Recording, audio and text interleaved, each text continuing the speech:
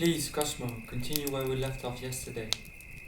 You were telling about Zeus and how you will, in the future, have captured his power to make it your humble servant. Now tell us about the other gods of Olympus, starting with Apollo, the sun. Yes, my friends, the sun too is not a distant god for us anymore. For you, the gods are dictating the seasons and the yield of your crops, but in the future it is a power that is studied, understood, and even imitated and harvested in exactly the same way as we are recreating the power of the thunder. We know what is making the sun shine. We know how its light is making plants grow.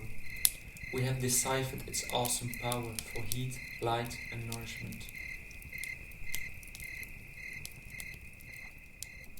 Just like Zeus' power is fractured into a million helpers, we have made a million little suns shining inside countless tiny glass temples, all aligned along long rows so numerous they can light up the night sky. Enormous fields stretch to the horizon and cover our landscapes in an ocean of glowing glass.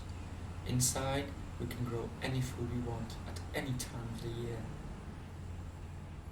Even in autumn and winter, when Demeter, the goddess of the harvest, is mourning her lost child Persephone, queen of the underworld, we don't have to be cold or hungry ourselves, waiting for her yearly return in spring. In the meanwhile, we can take over Demeter's job ourselves, and although it will still be cold and dark outside, we can grow and harvest any crop we want. The artificial suns we use do not emit just any light. Our tiny suns hold the secret of life-providing nourishment of sun rays. The plants will be fooled and think it's summer when in fact it's winter, and they will grow and give off fruit generously. We are not bound to the seasons anymore, and we are much less bothered by droughts or frost. We can eat grapes in February and oranges in July. We can choose to eat fruit and vegetables of any season we want and when we want it. When one crop fails, we can take from another, and we produce more than we can consume. We can eat yet unknown plants and animals from the other side of the world, of the most bizarre shapes and forms and the most exquisite taste. Our diet will have varied enormously. Rare, expensive spices like pepper, cinnamon, but also sugar, honey, and milk are produced in enormous quantities and available to the masses. We even make food ourselves. We make food like we make houses. We understand how they are built. We know what laws dictate their forms, colors, and taste, and we change them to fit our taste and convenience.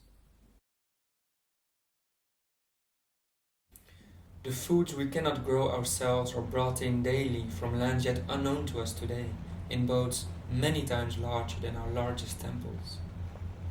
These trips are safe and comfortable and do not surprise anyone anymore. Indeed, I should tell you, we have mapped the whole earth.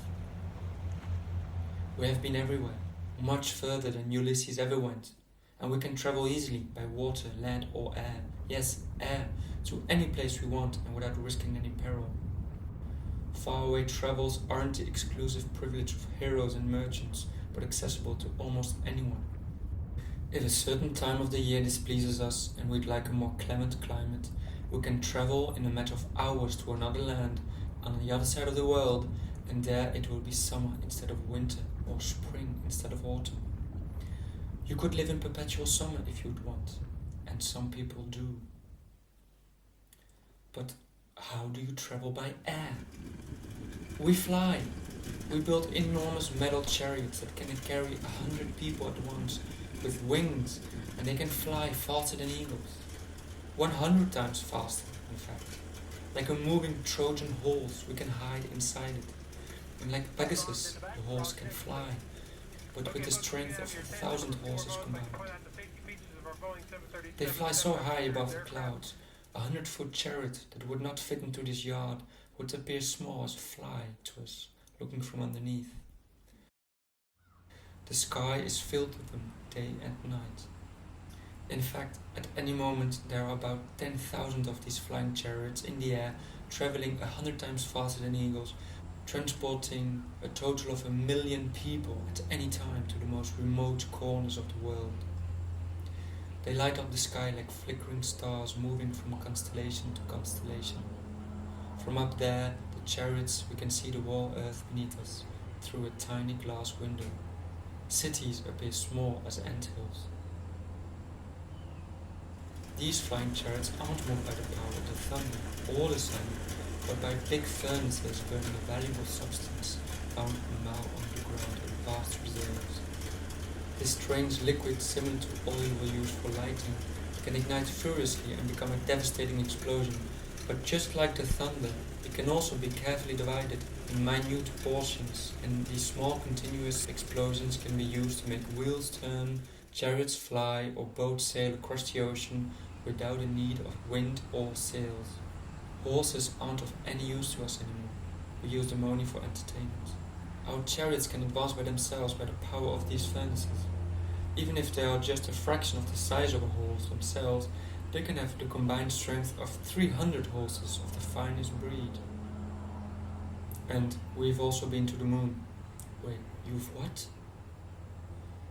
With our flying chariot, we have been to the moon. A few people, not many, were able to fly so high they left the earth, went into the heavens, and met Artemis face to face. We've only been to the moon, no other planets yet. We are planning to make a trip to Mars in the near future, and unmanned chariots have been to Venus and Mercury for us to gain knowledge about them, and they brought us images from there using invisible light rays. I told you we met Artemis, but in fact we didn't. We did fly to the moon, but all we found there was a vast desolate landscape. It wasn't inhabited by anyone. No gods or goddesses were awaiting us. It was a world of itself, but without any life, where the sky, even during the day, is pitch black, with no air to breathe, no oceans, no trees. There isn't even wind or clouds. These are very dangerous places, and we could only go there with immense effort and great risk. Some travelers have lost their life in these chariots when, lifting up, leaving the earth's surface, they caught fire and the whole chariot was destroyed. It was a bit like Icarus who came too close to the sun. Even once the moon was reached, they could only stay there for a short time, and with the help of special costumes that could help them breathe, walk, and see. No god has given us these costumes like Perseus was held by Hermes and Athena and given special armor to fight Medusa. We made these costumes and chariots. Actually, in all these endeavors, we did not receive any help from any god at all. From that hostile landscape, they said they saw the earth in the sky, looking just like the moon, part in shadow, part in light, and round and small, floating in the emptiness of space. They could see the vast clouds covering the oceans and forests. It must have been a beautiful sight.